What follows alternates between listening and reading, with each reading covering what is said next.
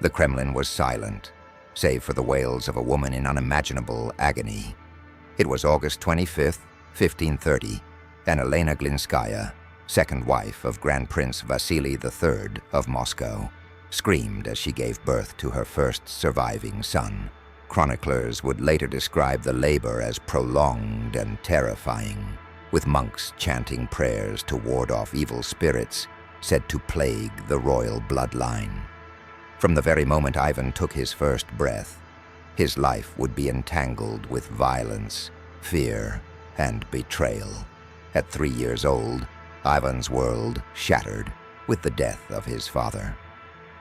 Vasily III succumbed to a gangrenous infection, leaving young Ivan heir to the vast Muscovite principality.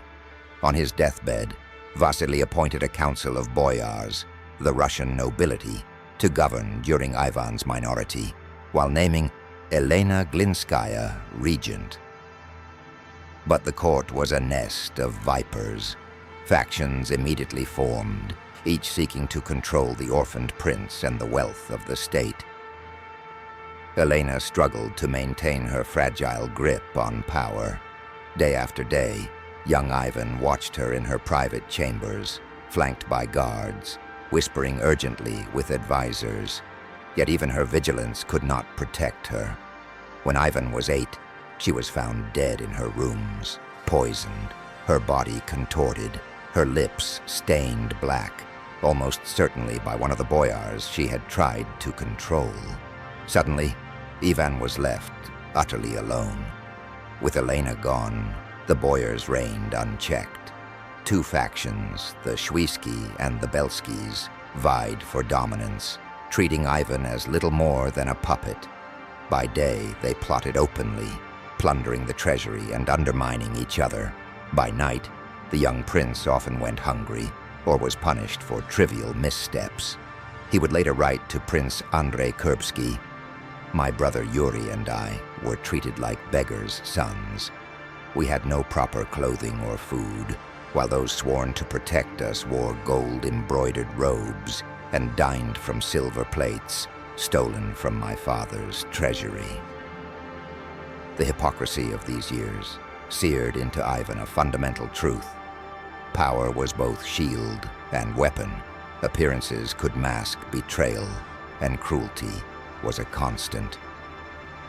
By the age of 12, Ivan had begun experimenting with acts of violence against animals, throwing cats and dogs from the Kremlin walls and observing their deaths with a detached, morbid fascination. Though later chroniclers would debate the scale of these acts, they reveal a young mind drawn to the mechanics of suffering, already learning the language of fear. Ivan's first display of ruthless authority came in adolescence. During a council meeting in the Kremlin's Grand Hall, walls lined with icons and the air heavy with incense, Ivan confronted Prince Andrei Shuisky. "You betrayed my father, you betrayed my mother, and now you conspire against me," he roared, pointing a trembling finger. Guards hesitated, shocked by the command from a boy not yet a man. Shuisky was seized, dragged outside, and, according to some chronicles, thrown to starving dogs. Whether legend or fact, the story sent a terrifying message. The time of puppetry was over. In January 1547, at just 16, Ivan crowned himself Tsar of all Russia in the Cathedral of the Dormition, ignoring tradition and placing the crown upon his own head. It was a declaration that his authority came directly from God, bypassing the church entirely. Those early years of his reign surprised many. Influenced by advisors like the priest Sylvester and the nobleman Alexei Adashev, Ivan implemented reforms. He established Russia's first representative assembly, codified laws, reformed the army, and even supported the founding of the first printing press in Moscow. Yet even as the young Tsar worked to strengthen his nation, the ghosts of his childhood lingered. He oscillated between pious devotion and cruel impulses, He walked barefoot for miles on pilgrimages, debated theology, and memorized scripture. But he also relished displays of absolute power over nobles and enemies alike. In his mind, mercy was a weakness, and obedience was the only path to survival. Ivan's marriage to Anastasia Romanova in 1547 provided a rare balm to his tortured soul. She was gentle, intelligent, and deeply affectionate, calming his volatile temper. They had 6 children, though only 2 survived infancy, Ivan Ivanovich and Fedor.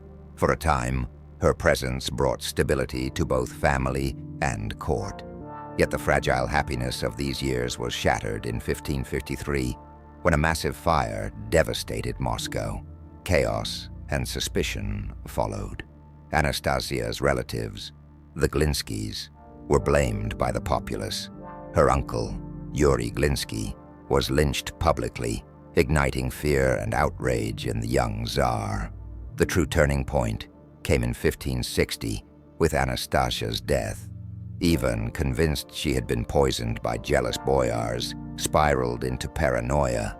He ordered her physicians tortured until they confessed under duress. Ivan's grief was consumed with rage. "They stole my angel, my only light in this world of demons." Modern historians largely believe Anastasia died of natural causes, possibly tuberculosis. But for Ivan, suspicion had become truth. From that moment, paranoia intertwined with power, shaping his rule and setting the stage for horrors yet to come.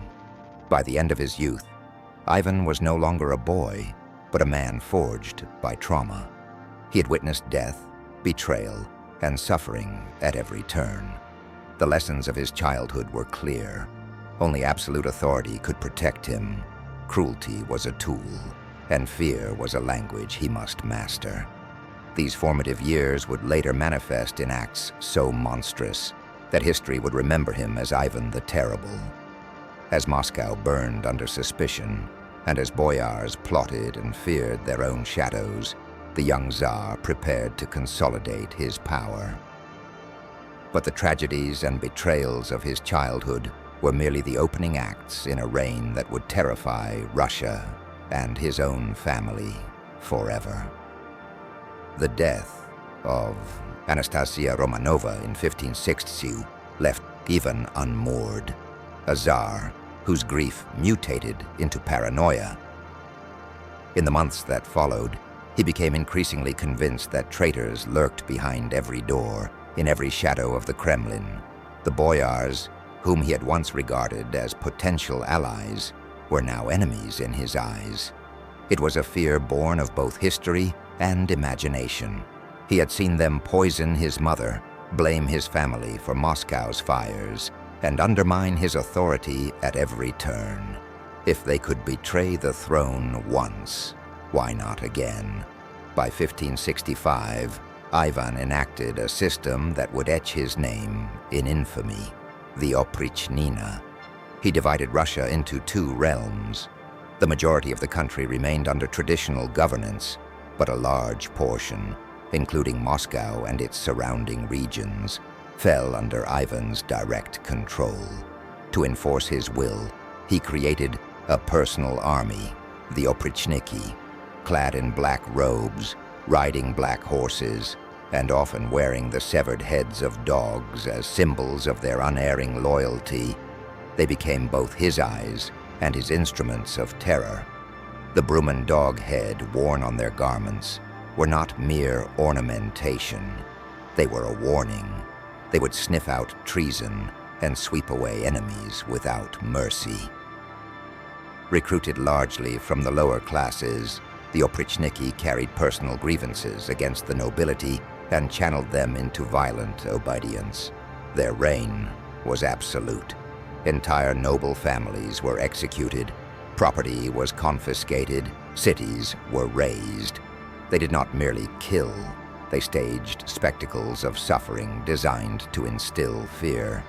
Chroniclers describe gruesome methods: victims torn apart by horses, skin flayed strip by strip, while conscious or forced to watch loved ones suffer before being executed themselves.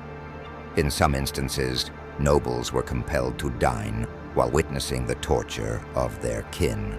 Ivan himself, it was said, sometimes dipped his finger into the hot blood of a victim and tasted it. "The blood of traitors is sweeter than honey," he allegedly murmured. The terror reached a peak in 1570 with the massacre of Novgorod. Convinced, on the basis of forged documents, that the city planned to defect to Poland, Ivan unleashed his wrath. For 6 weeks, the oprichniki systematically tortured and killed up to 3,000 people daily. Priests were roasted alive. Nuns were violated before being drowned. Men, women, and children were impaled or drowned in rivers. Of Novgorod's 40,000 residents, fewer than 10,000 survived. The city's commerce never recovered, and the massacre cemented Ivan's reputation as a ruler whose wrath knew no bounds. Ivan's personal life mirrored the chaos of his reign. After Anastasia, he married 6 more times. 3 of these wives met mysterious deaths. One drowned the day after their wedding, another was buried alive. Chroniclers hint at either Ivan's suspicion or his violent impulses as the cause. His body, by the late 1570s, was deformed from years of gluttony and disease. He suffered chronic pain, likely from syphilis and mercury poisoning from medical treatments of the time. His mind, however, remained as sharp as ever, now sharpened into something lethal. Suspicion intertwined with strategy, grief fused with cruelty. Even as terror consumed the nation, Ivan maintained the veneer of a devout Christian ruler. He engaged in theological debates, attended long liturgies, and performed pilgrimages on foot, often for miles. This duality, pious reformer and merciless tyrant, was the hallmark of his reign. To his subjects, he was both God's anointed and a living nightmare. By the early 1580s, Ivan's paranoia began targeting his own family. His son and heir, Ivan Ivanovich, bore the weight of being the only obstacle to his father's obsessive control over succession. On November 15, 1581, the culmination of years of fear, grief, and unchecked rage would occur. Ivan stormed into his son's chambers and found the pregnant daughter-in-law, Elena, in a nightgown. Convinced she had brought dishonor upon the family, he struck her, kicking her swollen belly, screaming accusations of adultery. Hearing his wife's screams, Ivan Ivanovich intervened, pleading with his father to stop. "Father, for the love of Christ, stop. She carries your grandson." But the Tsar's rage could not be contained. In the fury of the moment, he struck his son with the iron staff he used in religious processions, crushing his skull. Realization dawned too late. Ivan collapsed over his firstborn, wailing, "What have I done?" For 3 days, physicians labored to save the heir. Ivan refused sustenance, prayed incessantly, and offered treasures to the church in desperation. But the wound was fatal. On the 4th day, Ivan Ivanovich died in his father's arms. Witnesses described Ivan wandering the Kremlin in tattered robes, muttering, "I killed my son." His hair whitened, his body trembled, and the grip of madness tightened further. In the aftermath, Ivan executed those he deemed complicit in the tragedy, including doctors who had tried to save his son. His only surviving heir was Fedor, a man gentle and devout, but weak in temperament and unfit to wield absolute power. Russia, having endured decades of purges, massacres, and betrayals, was left in a precarious state. Ivan's final years were marked by increasing isolation and irrational cruelty. He wandered the palace, speaking to shadows, grieving his lost son, and executing subjects for minor infractions. A tray dropped, a cough, a slight bow deemed insufficient, The line between justice and personal vengeance blurred entirely. By the time of his death on March 17, 1584, Ivan was a man physically deformed, mentally fractured, and historically immortalized as the embodiment of terror. Yet behind the horror lay the story of a child forged in blood and betrayal. The boy who had learned cruelty to survive had become a man who wielded cruelty as an instrument of state. Even the terrible's reign was not merely one of violence. It was a reflection of the cyclical nature of trauma, power, and paranoia. His legacy would haunt Russia for generations, proving that absolute authority, untempered by mercy or reason, can consume even those it seeks to protect. By the early 1580s, the shadow of Ivan's Oprichnina still loomed over Russia, but now the terror he wielded was no longer confined to distant cities or rebellious boyars. It crept into the very heart of his own family. His eldest surviving son, Ivan Ivanovich, was the rightful heir to the throne, a young man of promise yet tragically ill-prepared for the volatile forces surrounding him. To Ivan the Terrible, the boy's presence became a reminder of mortality, betrayal, and the fragility of human control. The chain of events that would culminate in the murder of his son began with domestic tensions that had been simmering for years. Elena, Ivan Ivanovich's pregnant wife, had drawn Ivan's suspicion. Obsessed with purity and loyalty, the Tsar interpreted normal actions as acts of betrayal. According to contemporary accounts, on a November day in 1581, Ivan stormed into their chambers.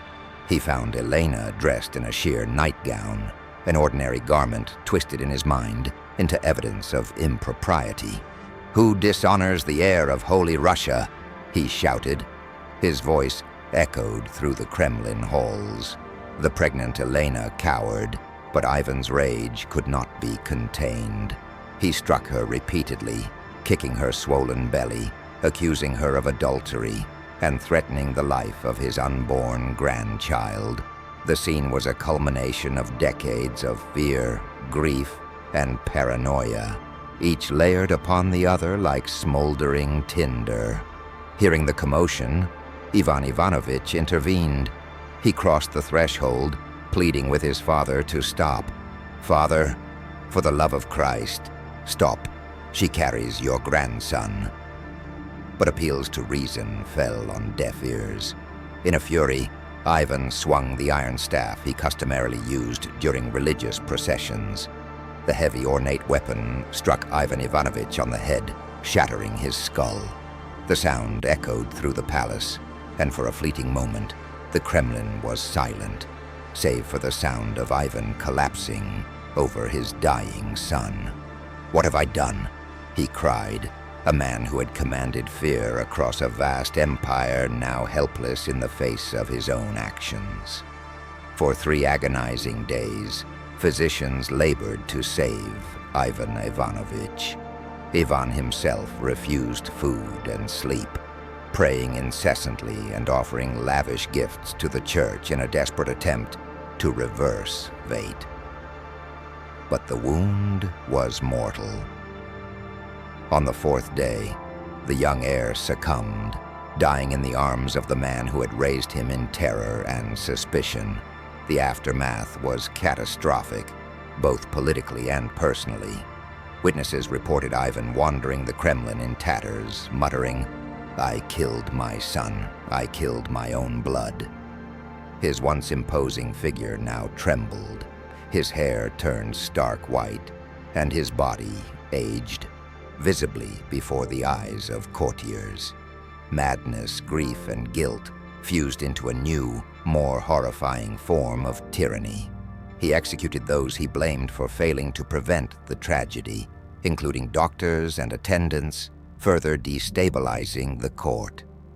Ivan's only surviving heir was Fedor Ivanovich, a gentle and pious man, deeply religious but lacking the vigor, intellect, and ruthlessness required to wield absolute power.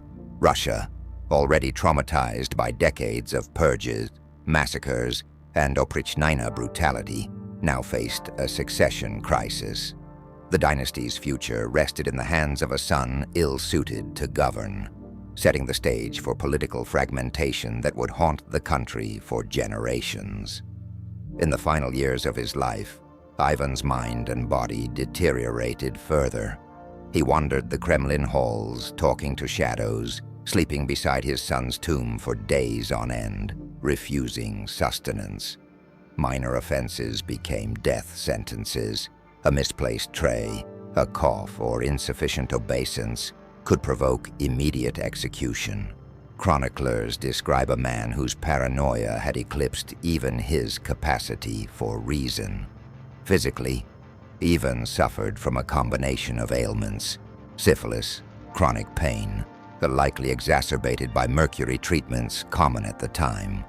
His body was bloated and deformed, yet his mind remained fearsome, capable of strategizing, plotting, and executing cruelty.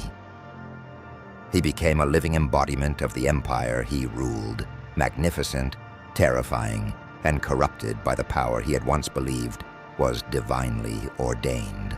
On March 17, 1584, Ivan IV died suddenly while playing chess with Boris Godunov, a close courtier who would later rise to power in Russia. Some chroniclers claim poisoning. Others attribute his death to a stroke, brought on by years of stress, disease, and malnutrition. His body was prepared, according to his secret wishes. Dressed in the robe of Brother Jonah, the monastic name he used when contemplating life as a monk, perhaps seeking at last a measure of peace. Ivan's death left a kingdom scarred by decades of fear, cruelty, and oppression. The oprichniki were disbanded. The boyars sought to reclaim influence, and Russia's political structure entered a period of instability that would culminate in the time of troubles. Yet the psychological legacy of Ivan the Terrible endured. The story of a boy shaped by trauma, rising to power through intelligence and ruthlessness, only to be consumed by the very forces he had mastered. Ivan's life is a cautionary tale of how unchecked authority, compounded by personal grief and paranoia, can transform even a man of extraordinary intellect and religious devotion into a figure synonymous with terror.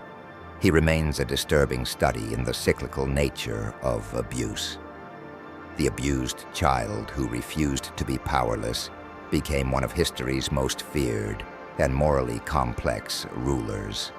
His legacy is written in blood, fear, and the haunted streets of Moscow, echoing the lessons of trauma, obsession, and the dark seduction of absolute power.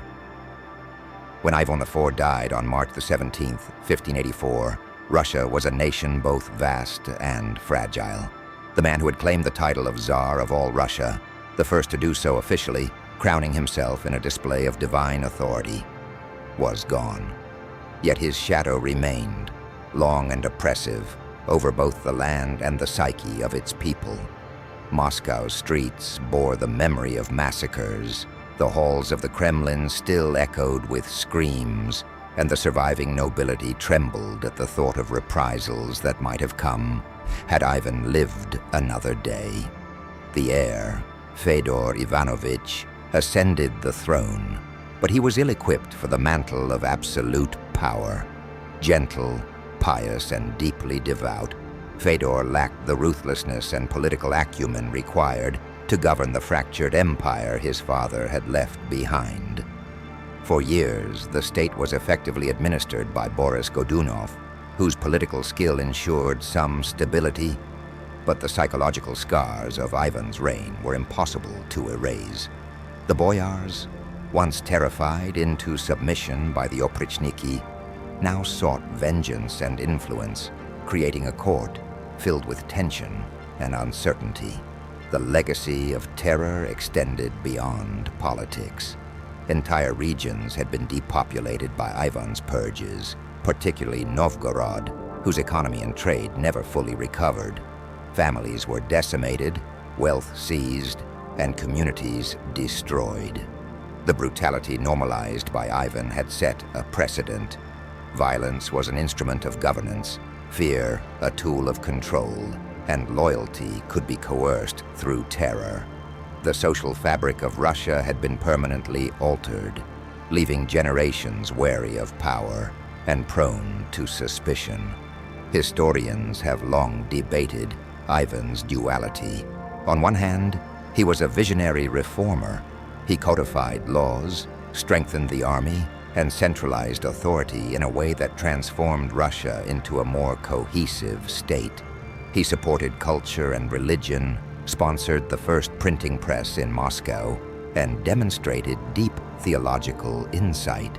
Yet on the other hand, his paranoia, unchecked cruelty, and acts of violence created a culture of fear that overshadowed every achievement.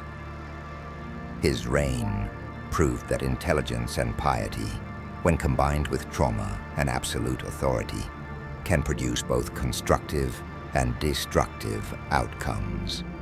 The death of Ivan Ivanovich, murdered by his father in a moment of madness and rage, epitomized the tragic personal cost of Ivan's psychological torment. It was a cruel irony. The boy who had survived assassination attempts, political manipulation, and neglect as a child could not survive the hand of his own father. The murder haunted Ivan in his final years, shaping his descent into further madness. He roamed the palace like a ghost, mourning and punishing indiscriminately, unable to reconcile the love he felt for his son with the violence he had unleashed. Ivan's death left more than a political vacuum. It left a moral and psychological one. Russia entered a period of instability known as the Time of Troubles, a decade of famine, rebellion, and contested succession. The trauma of Ivan's reign, his public spectacles of cruelty, his unpredictable tyranny, and the culture of fear he cultivated was a legacy that would shape Russian governance and societal behavior for generations. The notion that the ruler was God's anointed, capable of absolute judgment, persisted, but it was now inseparable from the memory of terror. Yet even as Ivan the Terrible's shadow loomed, his life offers a deeper lesson beyond politics. He was a man shaped by childhood trauma, neglected, abused, and forced to witness cruelty in its most intimate forms. His rise to power was as much an act of survival as ambition, and his subsequent descent into cruelty was a distorted reflection of the world he had inherited. The abused child who vowed never to be powerless became one of history's most notorious victimizers. His story demonstrates the interplay of nature, nurture, and power. How a combination of personal trauma and absolute authority can warp morality, empathy, and human behavior. In the annals of history, Ivan Ivanovich is remembered not merely as a tyrant, but as a profoundly human tragedy. His life embodies the duality of greatness and horror, the ruler who strengthened a nation, codified laws, and asserted divine authority, yet also tortured, murdered, and terrorized. He left a country unified yet scarred, a dynasty shaken, and a people haunted by the memory of fear. Even today, Ivan the Terrible remains a figure of fascination and dread. Museums display his armor and relics. Chronicles recount his deeds. Historians debate the balance of his genius and madness. His reign is a mirror reflecting the consequences of unchecked power, the depths of human cruelty, and the inescapable legacy of trauma. From the blood-soaked corridors of the Kremlin to the empty streets of Novgorod, from the screams of the Oprichniki's victims to the silent grief beside his son's tomb, Ivan's story is a chilling reminder. Absolute power, combined with unresolved personal trauma, can create a legacy that terrifies long after the tyrant's death. And in that horror, history finds both warning and fascination.